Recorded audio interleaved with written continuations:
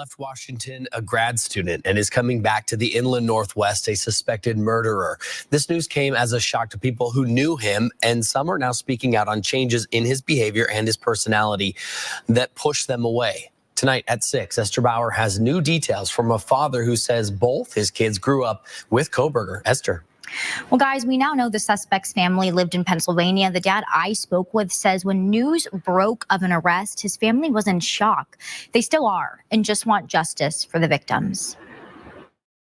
Quite a few times, Kohberger was actually in my house, and that's a pretty frightening thing to know. Because Tom Arntz says his kids went to school with Kohberger in Pennsylvania. He said some things are a little odd with him. He was always like he had to be like the number one person in the room. Over the years, his kids noticed changes.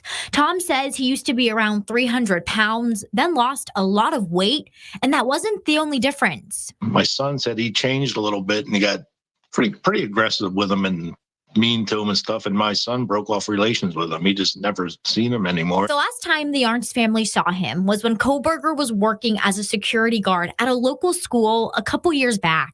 When we talked to him there, everything seemed, normal. He was polite and everything. It was very, very weird to hear this stuff. Washington State University confirms he was a PhD student at the time of the alleged murder. And Tom adds he was smart.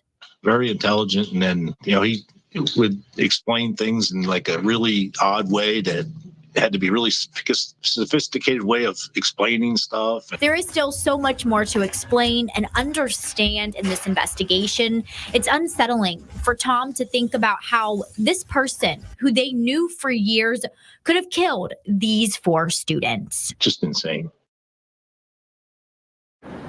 And police. I used to be friends with Brian Kohberger during my middle and high school years. And then before anyone comes at me and says that I'm just running for clout, I'm not. I have pictures that I will show you. I have screenshots that I will show you. I have yearbook pictures that I show you. I went to school with the kid. I was friends with him. I wouldn't make something like this up. I am just in absolute shock right now. We review the accounts of people who know accused killer Brian Kohberger. Could their interactions with him tell us something about why he allegedly murdered 4 University of Idaho students? Welcome to Sidebar, presented by Law and Crime. I'm Jesse Weber. Let's talk about Brian Kohberger. This is the man who's been charged with 4 counts of first-degree murder and felony burglary for allegedly stabbing to death 4 University of Idaho students. I'm talking about the killings of 21-year-old Kaylee Gonsalves, 21-year-old Madison Mogan, 20-year-old Zana Kernodle, and 20-year-old Ethan Chapin, whose bodies were found in their off-campus home on November 13th. Now that there is a face to this crime, or maybe I should say an alleged face, something has happened. And it's something that happens in almost all of the cases that we cover. People who know a suspect come forward. And that is what is happening here. People who know Brian Kohberger have started speaking out. And that's what we want to talk about right now. We're going to go over 5 people, or maybe I should say 5 accounts of people who know Brian Kohberger, and their descriptions, their interactions with him are very important. Why? Because we still don't know why he did this. What motivated him? What drove a 28-year-old PhD grad student studying criminology at Washington State University to suddenly murder 4 college students who, as of right now, seem like complete strangers to him? There's been no established connection between Kohberger and the victims, which just makes this so much more eerie. It doesn't make sense. Now, I say this again. I'll say it. I said it before. I'll say it again. Allegedly did this. He is innocent until proven guilty, but putting that to the side, we are still going to review the accounts of these people and understand a little bit more. Now, I have gone on record and I have said that even though a lot of information has been disclosed in the probable cause affidavit, the affidavit from police that lists out the evidence that led them to arrest Kohberger, the DNA, the surveillance footage, the potential eyewitness in the house, the car, the cell phone records, I believe that there is a lot more that either is known to investigators that hasn't been disclosed, or that there is more that will be learned between now and an eventual trial of Brian Kohberger. And one of those critical pieces of evidence that usually comes out later on is the testimony of people who met or interacted with him. Now, I'm not saying that anyone can just testify about Brian Kohberger. At a trial, there are rules, of course, about what someone can testify to and for what purpose. Is it relevant? Is it overly prejudicial? But at this point, we are still in the investigation stage. We are still in the learning stage. Police are asking people who have information on Brian Kohberger to come forward as this investigation continues. And I can't tell you how many times statements that are made by a defendant, either before a crime is committed or especially after a crime is committed, how many times those end up haunting a defendant at a trial, particularly if they say something while in jail to fellow inmates. Many defense cases have been derailed by loose lips in jail. So, of course, the question will be, has Kohberger said anything, or will he say anything to anyone while locked up? And he's seemingly going to be there for a while because, as we reported on Law and Crime, we covered Kohberger's status hearing where we learned he will remain in the Latah County Jail without bail as he awaits a preliminary hearing now on June 26th. Sir, you do understand, and Ms. Taylor has represented here, that she's advised you of your right to have or fully discussed with you the right that you have, which is to have your preliminary hearing within 14 days of the date that you initially appeared before this court. As you recall, when I advised you of your rights, that hearing is a probable cause hearing where the state has to establish that more likely than not, these felony offenses were committed and you are the one that committed the felony offenses.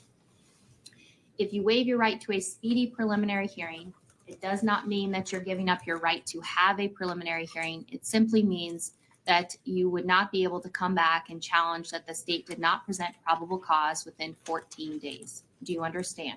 Yes. Have you had enough time to speak with Ms. Taylor about your decision to waive your right to a speedy preliminary hearing? Yes. Do you need any additional time to do so? No. Then I will ask at this time, as to the 5 counts, felony counts that were charged in the criminal complaint that was filed on December 29th of 2022, are you waiving your right to a speedy preliminary hearing and agreeing that that hearing can be held outside the 14-day period? Yes. Okay, so let's get into the people that know Kohberger, and we're going to start with Josh Ferraro. So Josh Ferraro actually went to school with Brian Kohberger. As the news broke about Kohberger's arrest, Ferraro went on TikTok and explained this. Guys, what's going on? Josh Ferraro here. I went to college with Brian Kohberger. I've been looking at his picture all day. I've been saying the name all day in my head. And I was like, I know this guy. I know this guy. And then he went to DeSales University. I'm like, I know I had a class with him. I know it. The name sounds so familiar. And he looked very familiar, but I couldn't put a point on it. And he lost so much weight. When I knew him, he was a pudgy guy. He was really friendly. He led my biology project at DeSales University. And he was a pretty smart guy. And he was interested in criminal justice. And I remember having classes with him. And for this guy to do that is beyond me. I mean, he was a really nice guy. And he does not look like that nice guy anymore. I mean, the guy that I'm seeing on the news looks like a cold-blooded killer. The guy that I went to college with, that dude was nice. He was a nice guy. We studied criminal justice together. He was a really nice guy. And I'm devastated and heartbroken that I knew this guy and that he did this. I'm devastated for those families. I never thought that it would be someone close to home from the Lehigh Valley at DeSales University. And here is the biology project and from 2018. We were studying Daphnia. And there he is. And he led this project. 11/16/18.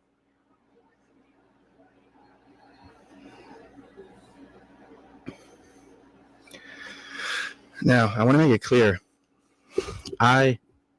This was not a close friend. This was a guy I did a project with. And my first impression of him was he's a little odd, but he's a nice guy. You know, does not stand out, but, you know, he blended in. Like, he was a pretty normal guy. And he does not look like a normal guy now. He looks so skinny and so threatening. I'm shocked. And this is not uncommon in these kinds of cases, right? That shock. You know someone that's accused of committing a heinous crime, it comes out of left field. We see it all the time on the trials that we cover on Law and Crime. People cannot believe that the defendant is accused of doing what he or she is accused of doing. But what is very interesting is how he explains that Kohberger was this nice, normal guy. So as we try to understand what may have led Kohberger to allegedly do this, you have to wonder, was Kohberger always harboring these feelings? Or did something happen? Was there a change? Was there a snap? The weight loss is notable too, because there have been reports from people who went to high school with Kohberger that he was overweight and that he was bullied, but then dramatically lost a ton of weight and he doesn't look the same as he used to. And it's been reported that Kohberger was a drug addict back in the day, that he abused heroin. In fact, a former friend of Kohberger's also took to TikTok to talk about her experience with the accused killer. She called me and asked me about the murders. I didn't know where she was going with it until she said that it was Brian Kohberger, and naturally I freaked out and called about 8 of my friends. My brother was really good friends with him. My other friend, Brandon, was really good friends with him. I'm going to have a picture of him with him on the green screen as well. I'm shaking still. But anyway, let me show you. This is Brandon, the one I was just talking about. It's his wife, Brianna, and that's me. This was back in 2017. Obviously, that's Brian. Still has the dead face, that it's the eyes. I don't know. But when I spoke to him back in 2017, he was clean. He was a heavy heroin user back in high school.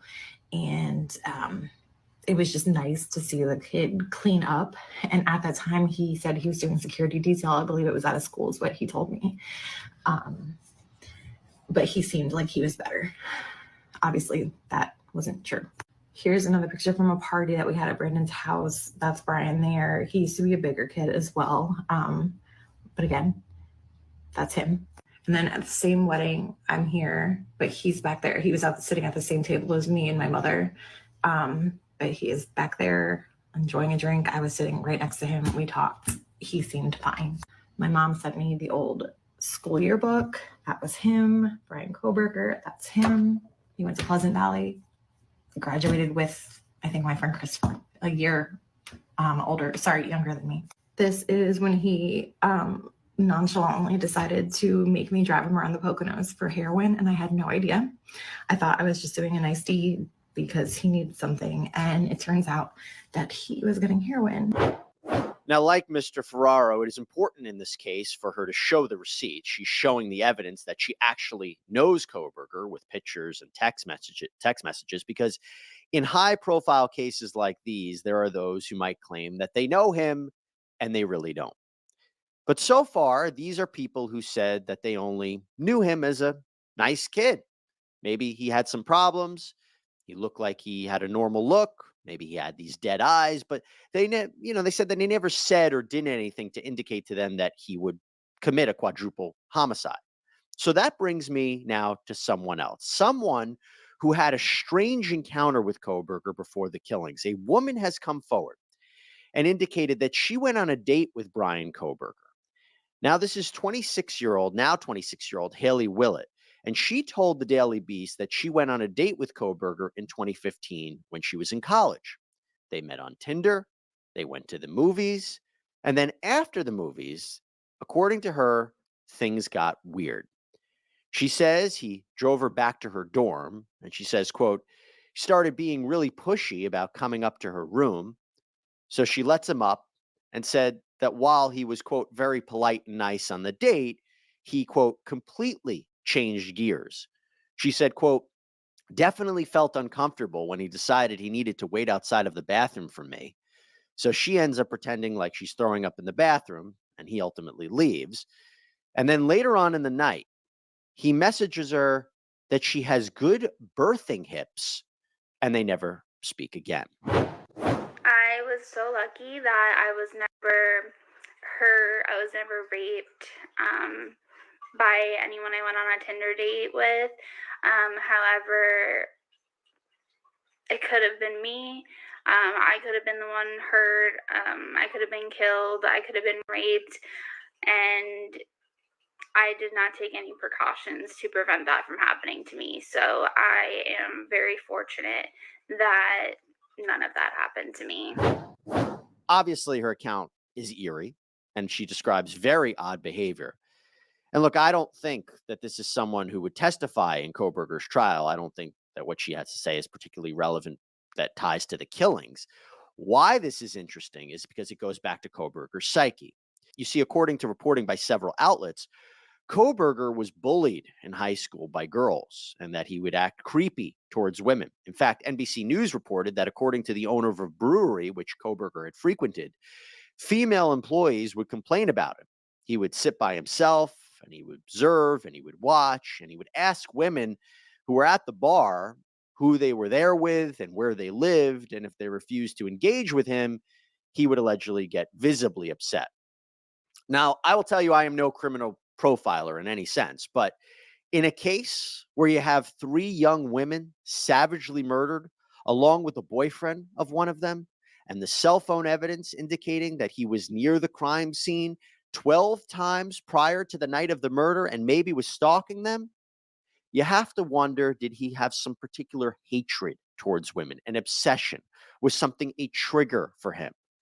If you go back to the probable cause affidavit, it states that DM, who was one of the surviving roommates, thought that she heard crying coming from Kernodle's room. And then she said she heard a male voice saying, quote, "It's okay. I'm going to help you." We don't know if this was what was actually said. We don't know if this was even Kohberger. But now that we are learning more of his backstory and the way he allegedly behaved towards women, taking this statement as true, that does make you wonder what may have happened here. I am completely shocked. But rotten hell if it was you. So. Okay, now let's get into the people that not only know Bryan Kohberger, but those that have come forward and said he either made strange comments to them or acted differently after the killings. First, we have a neighbor of Kohberger's who spoke with CBS News. Now, this neighbor claims that only a few days after the killings, when all of us had very limited information about the crime, Kohberger allegedly, quote, asked if this neighbor had heard about the murders, and then Kohberger allegedly said, quote, "Yeah, it seems like they have no leads. Seems like it was a crime of passion." So, of course, the question is, why would Kohberger say that? Why would he say that at that point, making conclusions based on information that maybe only the killer would know? Now, you could say, well, this story went viral. Everyone across the nation was following it. Everyone was coming up with theories as to what happened, even with a lack of information, especially people online. So, is it a big deal that Kohberger said this? I would say in and of itself, probably no. But do not be surprised if this neighbor is subpoenaed to testify in an upcoming trial. I think you couple that statement with the other evidence, the DNA, the cell phone, the car, the surviving roommate account. Statements like these could add up to be very bad for Bryan Kohberger, just part of the prosecution's case. This is important because, as I mentioned, defendants slip up. They say things that they shouldn't say. They do things that they shouldn't do. They make statements at the time that could be benign, but now looking back could be highly incriminating. And that is what I believe the prosecution needs next in this case. In fact, the prosecution is looking for more information about Kohberger in building their case against him. Did he say something? Did he do something? In fact, here is Latah County Prosecutor Bill Thompson asking for help from the public after police arrested Kohberger. This is not the end of this investigation. In fact, this is a new beginning. Y'all now know the name of the person who has been charged with these offenses. Please get that information out there. Please ask the public, anyone who knows about this individual, to come forward. Call the tip line. Report anything you know about him to help the investigators and eventually our office and the court system understand fully everything there is to know about not only the individual, but what happened and why. And by the way, Ann Jeanette Levy, my co-host here on Sidebar, actually spoke with another one of Koberger's neighbors too. Did you ever hear anything up there or anything like that? Yeah, we heard, we heard loud sounds during the night. Yeah. Many times. Yeah. Not just once. And so it seemed like he's a night person, not do a lot of things during the day, but during night he's very active. Right. To like clean the floor sometimes with vacuum. It's very loud sound. Yeah. So, yeah, it's that's the thing, I keep telling the journalists and reporters that is what we heard from the upstairs. Yeah. But it was just, he was a night person vacuuming or whatever. Yeah. Yeah. And even sometimes like in the bathroom wash and very late. It's not like what is the regular time. Yeah. Very late night he would do this kind of stuff. Yeah. So we got stuff, and many times. Did you ever ask him to quiet down or anything? Or? I actually wanted, but I didn't try. Yeah. And once when I met him, we just say hello. I just want to say, could you please keep it quiet because we wake up during night and kids and it. But I didn't do that. I think maybe because he just moved in August, maybe he needs time to get used to. Sure. In keeping with this theme of people who know Koberger, let's finish it off with his classmates at Washington State University. So I'll say this is not, the fifth person to come out, but this is more a fifth account we'll talk about. So the Idaho Statesman interviewed two classmates, and they indicated that they had several classes with Koberger and explained how Koberger would talk during every class. He would participate. He was very vocal. He was social. Ben Roberts, a criminal justice grad student, said, quote, "He seemed gregarious and outgoing. That was really the only impression that I got. He was making the rounds. He definitely seemed a little more eager than some of the others that were present to go around and introduce himself." Another classmate, who chose to remain anonymous, explained, quote, "Brian only talked about his interest in forensic psychology. He was an incredibly strong student and talked during class every time. He sat front and center and was not hiding or tucking back in the back. They go on to say he was right there in the middle of it. Now, this is consistent with what we know about Brian Koberger and that he had this interest in criminology. In fact, in the probable cause affidavit, it indicated that Koberger applied for an internship with the police department. And also, he curiously posted a Reddit survey that asked participants to provide information to, quote, "understand how emotions and psychological traits influence decision-making when committing a crime."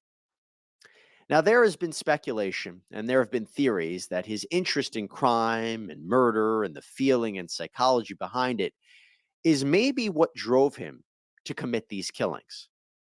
Perhaps he wanted to know what it felt like to kill. Obviously, we don't know. But the observations from his classmates may further that narrative. Now, here is what is key. According to this classmate of Koberger's, this social, talkative, energetic guy, quote, became completely silent when it came to discussing the Idaho murders. I could be wrong, but again, don't be surprised if these classmates end up testifying against Brian Koberger in a larger trial. And don't also be surprised as time goes on if more people come forward to discuss their interactions with Brian Koberger as well. And that's all we have for you here on Sidebar, everybody. Thank you so much for joining us. Please subscribe on Apple Podcasts, Spotify, YouTube, wherever you get your podcasts. I'm Jesse Weber. Always been a topic of fascination for many people. From movies to books, we've all been captivated by their twisted minds and deeds. But what makes them tick? Is there something that sets them apart from others? The answer might lie in the Macdonald Triad. Welcome back to Psychology of a Mind. Let's get started. The Macdonald Triad is a theory proposed by a psychiatrist named J.M. Macdonald in the 1960s. The triad consists of 3 behavioral characteristics that, when present together in childhood, are believed to increase the likelihood of violent behavior in adulthood. The 3 traits are animal cruelty, bedwetting, and arson. According to Macdonald, if a child exhibits all 3 of these traits, it could be a warning sign that the child might become a violent offender in the future. Several notorious serial killers have exhibited these traits in childhood. For example, Jeffrey Dahmer, who was known to have tortured and killed animals when he was a child, also struggled with bedwetting until he was a teenager. Ted Bundy had a history of torturing and killing animals as well as wetting the bed until he was a late teenager. David Berkowitz, better known as the son of Sam, tortured animals and set fires as a child, and he also had a history of bedwetting which persisted into his teenage years. J.M. Macdonald conducted an experiment in the 1960s to test his theory. However, the experiment has several flaws. The sample size was small and not representative of the general population. The study relied on self-reported behavior, did not control for other factors, and did not follow patients over time. Critics argue that the Macdonald Triad theory is an oversimplification of the complex factors that contribute to violent behavior. The evaluation of violent behavior should be based on a thorough assessment of multiple factors, rather than relying on a simplistic theory like the Macdonald Triad. Regardless, the Macdonald Triad has been used by some experts as a tool for identifying potentially dangerous individuals, but its use is controversial. Firstly, the Macdonald Triad is often used as a catch-all explanation for violent behavior, without taking into account the complex factors that contribute to it. Secondly, the Macdonald Triad has not been empirically proven to be a reliable predictor of violent behavior.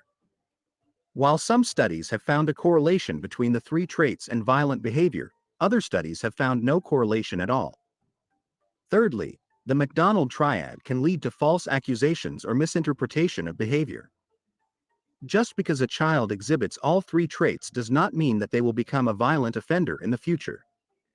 Similarly, not all violent offenders exhibit all three traits. Lastly, the use of the Macdonald Triad in criminal trials can be prejudicial to the defendant.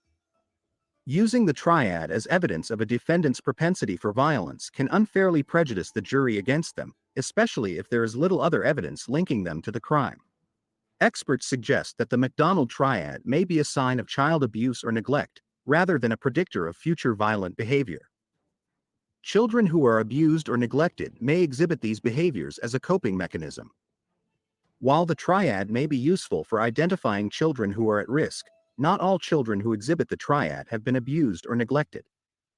Therefore, it is important to approach the issue with caution and use multiple tools to identify potentially at-risk children. In summary, while the Macdonald Triad may be a useful tool for identifying potentially dangerous individuals, its use is controversial and should be approached with caution. It is important to remember that violent behavior is complex and multifaceted, and should be evaluated on a case-by-case basis using multiple tools and approaches. Thank you for watching. Because in the Idaho murder case, there's been a lot of focus on the chief defendant in the case, Brian Kohberger. And now we are learning a few things were happening in that man's life leading up to and right after the murders. Things like being investigated by his own school, Washington State University, where he was working as a teaching assistant. And apparently the investigation wasn't going well. He was warned time after time after time to cut back on the bad behavior. We're told behavioral problems specifically. But time after time after time, he didn't. He got more feisty and belligerent, even arguing with his professors, until they finally decided, you're fired. That's right. Brian Kohberger was fired as a teaching assistant from Washington State University. I have the actual specifics of this, and I wanted to sort of go through what we have come to learn was the sort of timeline of his warnings and all of the things that were listed on a termination letter that Kohberger himself was given right before they cut the cord with him. So I'm going to just watch some of these so I don't get them wrong. But the highlights, or lowlights, I guess you might call them, was that he had a sexist attitude towards females that he interacted with at the school, that he was rude to the women, and then get this, as a teaching assistant, he apparently graded the women differently than he graded the men. Here is the alleged language that was included in his termination letter along with the timeline starting on September 23rd. And by our math, that's about 1 month into his brand new job as a teaching assistant in his doctoral program, which may or may not have been tied to his teaching job. September 23rd, Koberger apparently has an altercation with one of the professors named Dr. Snyder.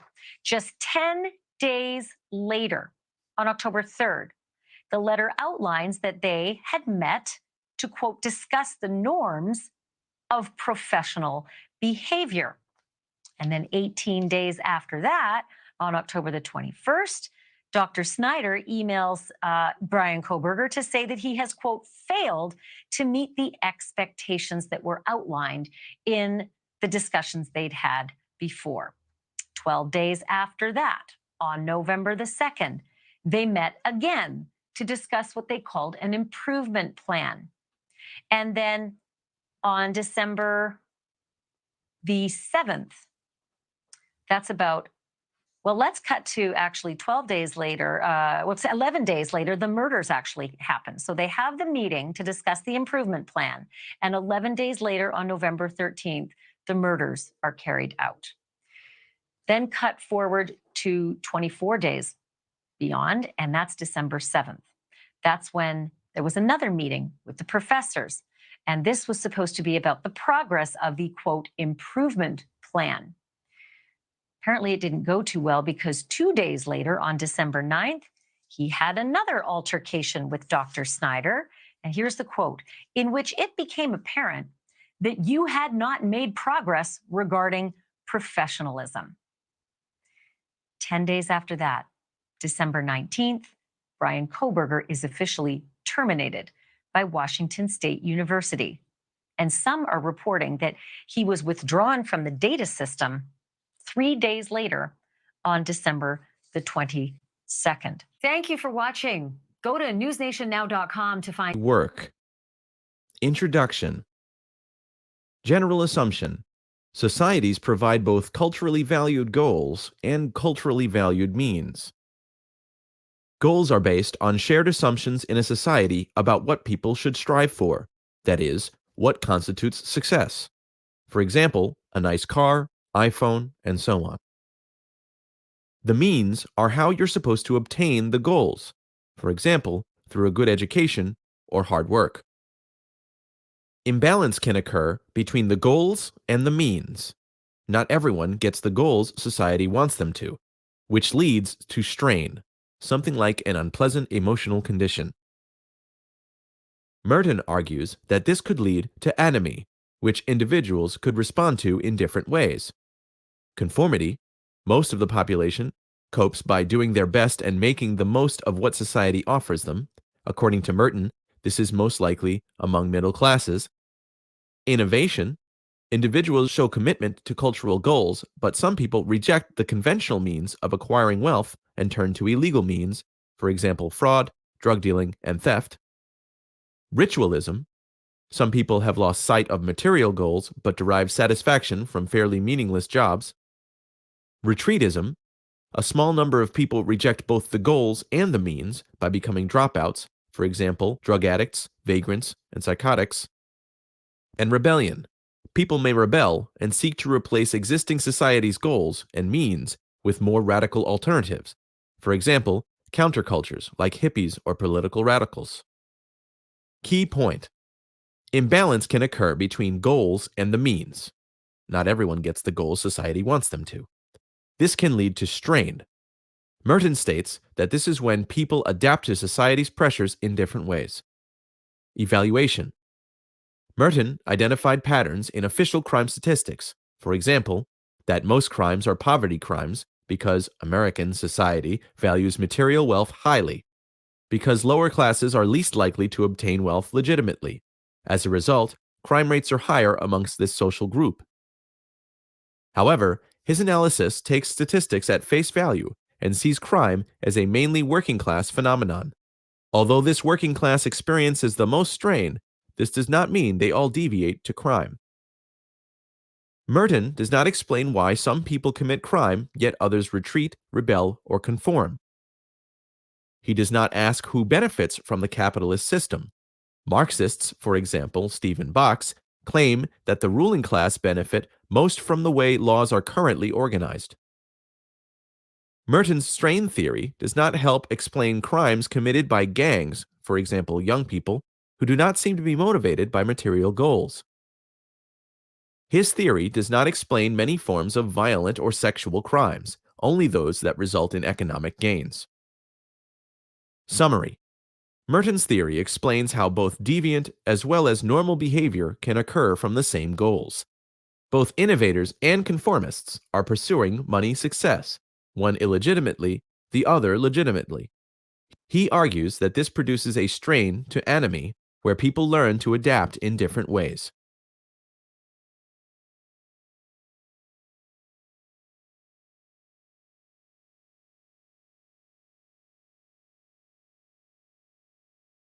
Conflict theory is a way of studying society that focuses on the inequalities of different groups in a society.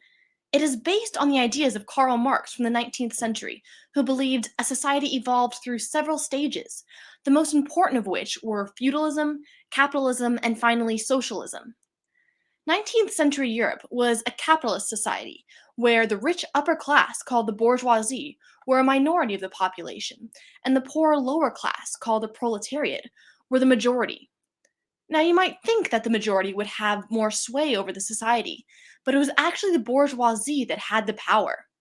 They owned the factories that produced everything people needed, and they sold what they produced to earn a living. The proletariat only had their labor to sell to make a living, and they were dependent on the factory owners to get paid. But this wasn't just a one-sided dependence. The factory owners were also dependent on the workers to work in the factories, though they would never admit it because they would lose some of their power. There was a significant economic inequality between the factory owners and the workers. It was this economic inequality that Marx believed would fuel a change in society. Probably heard of PTSD, but have you ever heard of complex PTSD? That's when traumatic events, often from childhood, affect your brain long term and can affect your closest relationships. So tonight, we speak to a health advocate about how to identify this kind of trauma and do something about it.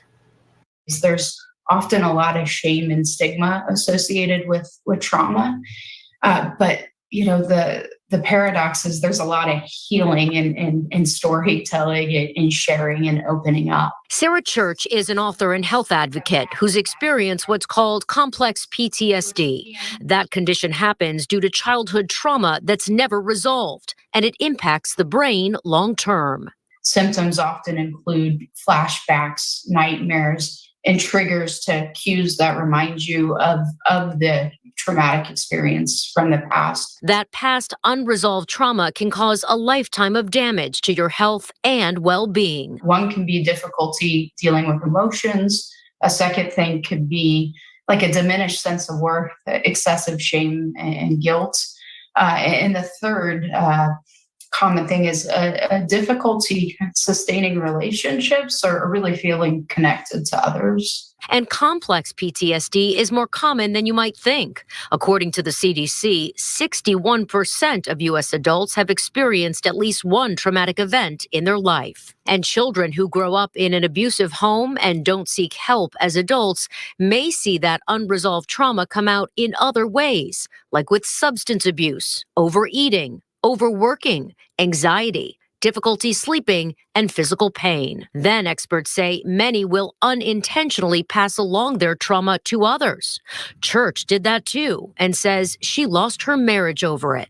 But now she leans on a combination of tools to help her stay healthy. So I have a toolbox now that I can A, recognize what's happening, which is a big improvement from not even knowing or recognizing. And then B, I generally know which tool to pull out of the toolbox. Meanwhile, Church says healing from complex PTSD can be helped by talking to a licensed mental health therapist who specializes in trauma and seeking other treatments for trauma, including memory reprocessing like EMDR and accelerated resolution therapy, ART. neurofeedback, and wellness practices like writing and meditation. Church is also the author of a new book, Mending My Mind. We've included a link to that and more information on our website. Head over to abcactionnews.com/rebound.